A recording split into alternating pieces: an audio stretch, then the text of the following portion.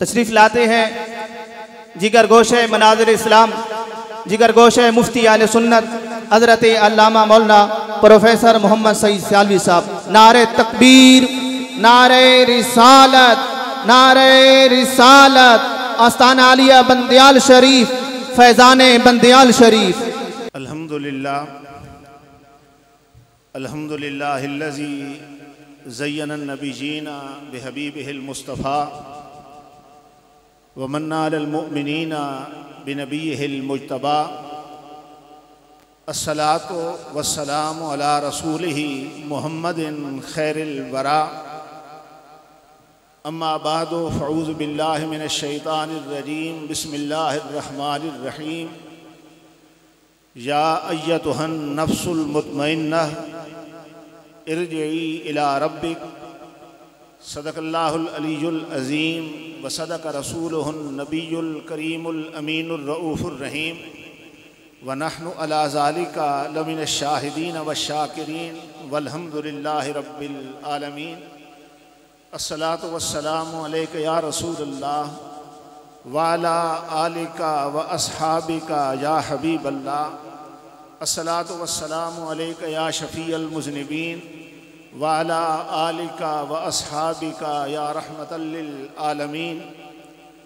زینت محفل، رونق محفل، پیر طریقت، رہبر شریعت، پروردہ آغوش ولایت حضرت علامہ مولانا صاحبزادہ محمد مظہر الحق صاحب دامت برکاتہم العالیہ، زیب سجادہ آستانہ عالیہ بندیال شریف، مفکر اسلام، مجاہد اہل سنت، فخر اہل سنت حضرت علامہ مولانا صاحبزادہ محمد ظفر الحق صاحب بندیالوی دامت برکاتہم العالیہ، استاد العلماء، جامع المعقول والمنقول، فقیہ العصر حضرت علامہ مولانا مفتی محمد ابراہیم قادری صاحب دامت برکاتہم العالیہ، دیگر مقتدر علماء کرام، معزز سامعین، ہم سب لوگ استاد العلماء، تاج الفقہاء، پیر طریقت، رہبر شریعت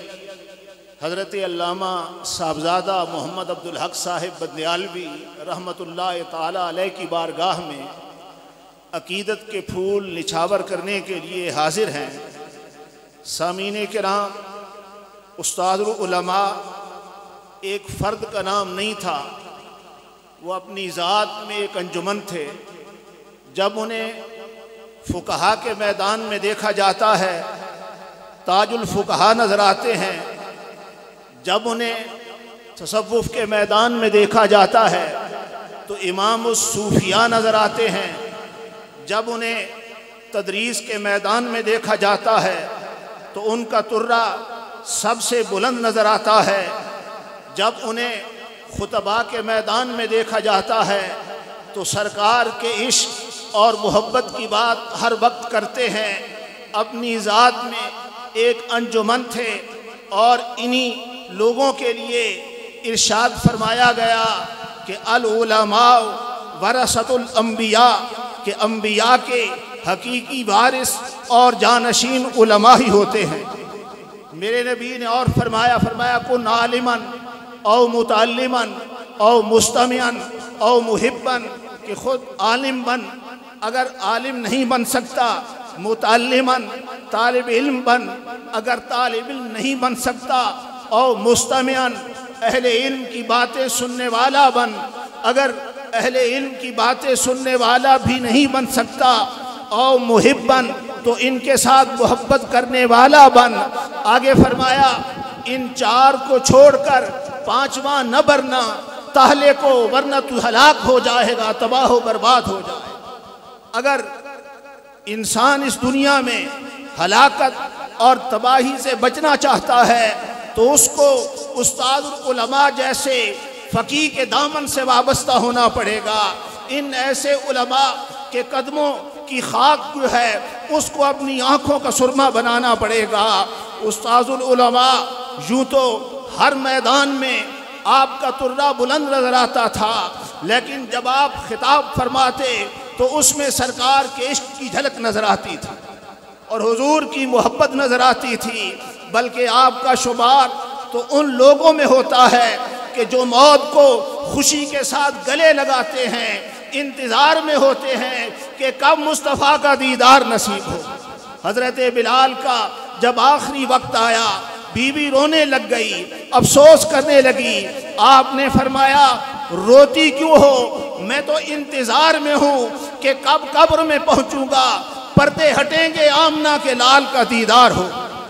مرکت کی پہلی شب ہے دولہا کے دید کی شب، مرکت کی پہلی شب ہے دولہا کے دید کی شب، اس شب پہ ان صدقے اس کا جواب کیسا۔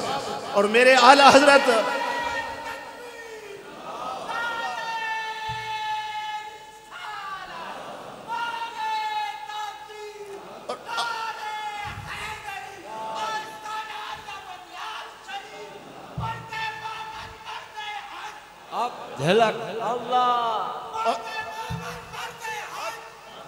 اور امام اہل سنت اعلیٰ حضرت بریلوی نے تو یہ وصیت کی تھی کہ میری قبر اتنی گہری بنانا، اتنی گہری بنانا کہ قبر میں کھڑا ہو سکوں۔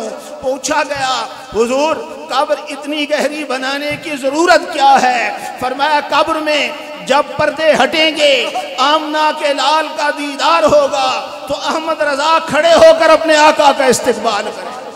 قبر میں سرکار آئیں تو میں قدموں پہ گروں، قبر میں سرکار آئیں تو میں قدموں پہ گروں، اور فرشتے مجھ سے پوچھیں تو میں یوں ان سے کہوں اے فرشتوں کیوں میں پائے ناز سے ان کے اٹھوں، اے فرشتوں کیوں میں پائے ناز سے ان کے اٹھوں، مر کے پہنچا ہوں یہاں اس دل ربا کے واسطے۔ نعرہ تکبیر، بلند آواز نعرہ، نعرہ رسالت، نعرہ حیدری۔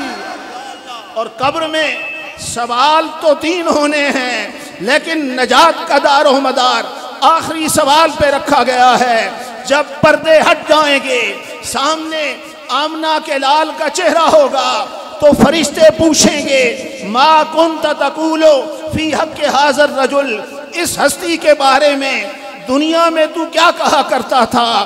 میرا وجدان کہتا ہے کہ جب امام احمد رضا کی قبر میں پردے ہٹے ہوں گے، سرکار کا چہرہ سامنے ہوگا تو امام احمد رضا نے زبان حال سے کہا ہوگا انہیں جانا انہیں مانا نہ رکھا غیر سے کوئی، انہیں جانا انہیں مانا نہ رکھا غیر سے کوئی کام، للہ الحمد میں دنیا سے مسلمان۔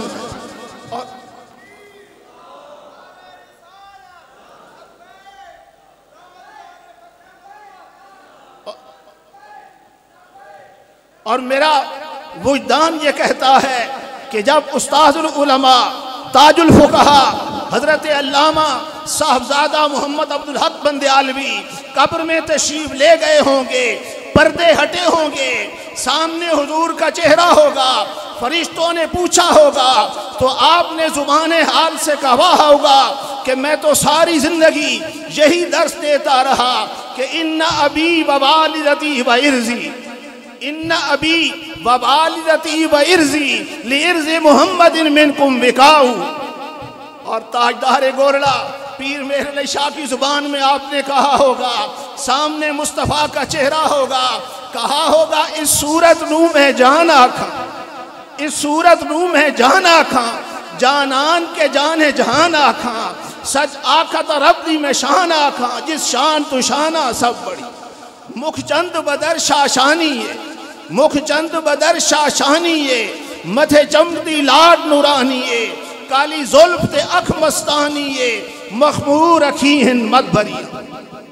اور یہ بھی یاد رکھیں کہ علماء اہل سنت جب اس دنیا سے رخصت ہوتے ہیں، جن کے دلوں میں حضور کا عشق ہوتا ہے، حضور کی محبت ہوتی ہے، منو مٹی کے نیچے چلے جائیں وہ پھر بھی زندہ ہوتے ہیں، ان کی حیات پھر بھی برقرار ہوتی ہے، بلکہ سرکار کی امت میں حضور کے کئی ایسے غلام گزرے ہیں کہ جن کے جنازوں پر میرے آقا نے کرم نوازی فرمائی۔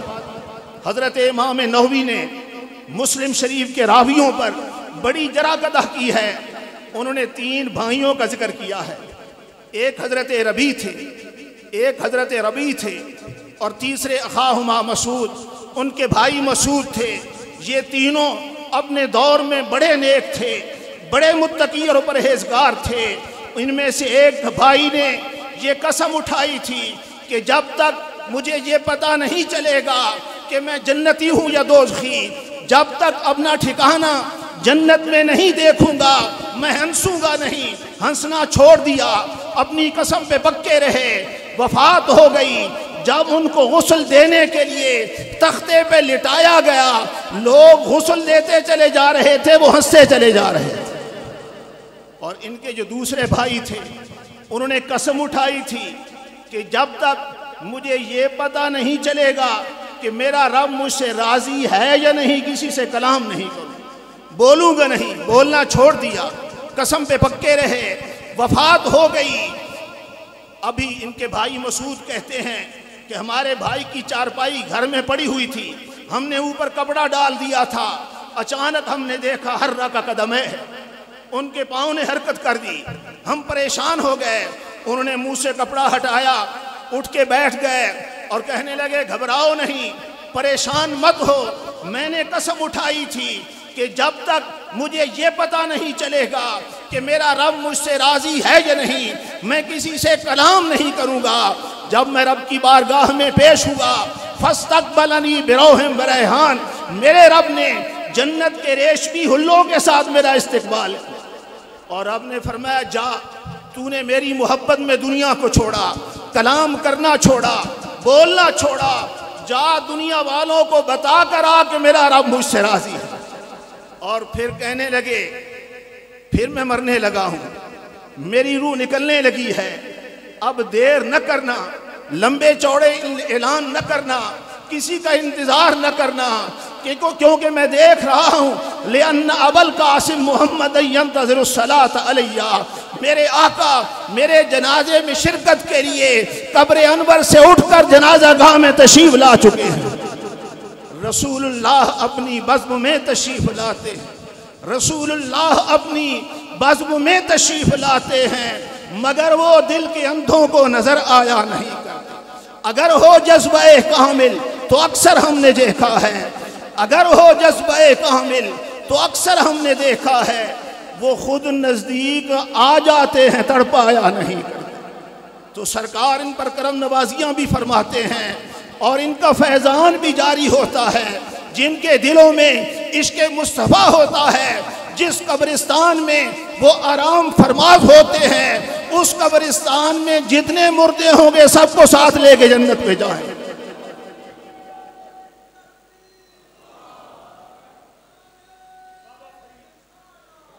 مصر میں ایک بہت بڑے بزرگ گزرے ہیں جن کا نام تھا شیخ احمد بن عطار۔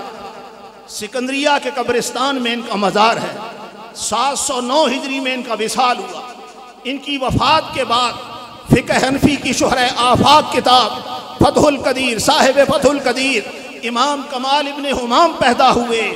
کمال ابن حمام کا وصال 816 ہجری میں ہوا۔ دونوں کی وفات میں 107 سال کا فرق بنتا ہے۔ امام کمال ابن حمام کا اپنی زندگی میں معمول یہ تھا کہ باقاعدگی کے ساتھ شیخ احمد بن عطار کی قبر پہ حاضری دیا کرتے تھے۔ ایک دن یہ گئے، وہاں بیٹھ کر قرآن کی تلاوت کر رہے تھے۔ جب اس آیت پہ پہنچے فَمِنْهُمْ شَقِيٌّ وَسَعِيدٌ، مرنے کے بعد کچھ لوگ بدبخت ہوتے ہیں، دوزخ میں چلے جاتے ہیں، کچھ نیک بخت ہوتے ہیں، جنت میں چلے جاتے ہیں۔ جب انہوں نے یہ آیت پڑھی، شیخ احمد بن عطار نے قبر کے اندر سے پاؤں سے ٹھوکر ماری اور کہا یا کمالو لیس فینا شقیٌ، اے کمال ابن حمام، جب سے میں نے اس قبرستان میں ڈیرے جمائے ہیں، پورے قبرستان میں نے دوزخی چھوڑا ہی کوئی نہیں، سب کو جنتی بنا دیا۔ ان کا مقام اتنا بلند ہے کہ زندہ ہو ان کا تصرف پھر بھی جاری رہتا ہے۔ دنیا سے رخصت ہو جائیں، اپنے غلاموں کو دیکھتے بھی ہیں، پہچانتے بھی ہیں، ان کے حالات سے باخبر بھی ہیں اور ان کی مشکلیں بھی حل کرتے ہیں۔ اللہ رب العزت کی بارگاہ میں دعا ہے اللہ تعالیٰ اس آستان کا فیضان ہمیشہ جاری اور ساری رکھے۔ اللہ تعالیٰ جملہ صاحبزادگان کو برکتیں اور رحمتیں عطا فرمائے. ہم ان سب کے غم میں برابر کے شریک ہیں. وما علینا الا البلاغ.